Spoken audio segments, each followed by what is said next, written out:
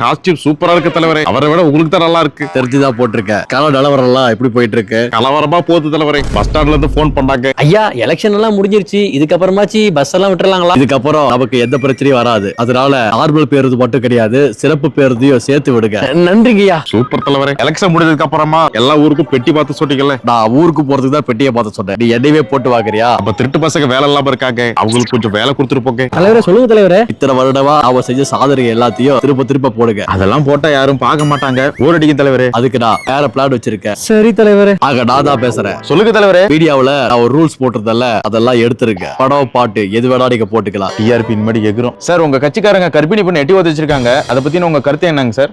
நன்றி நன்றி சார் நம்ம கட்சியினர் மத்த கட்சியினரை வந்து தாக்கி இருக்காங்க, அதை பத்தின உங்க கருத்து என்னங்க சார்? இந்த மாதிரிலாம் என்கிட்ட கேட்க கூடாது. போங்கடா தலைவரே, நீங்க போக தலைவரே. கேமரா ஆஃப் பண்றா. ஆக கொஞ்சம் ஓய்வு எடுக்கிறதுக்காக கொடைக்கானல் வரைக்கும் போயிட்டு வரேன். அது வரைக்கும் IPL இருக்கு, அதை பாருங்க.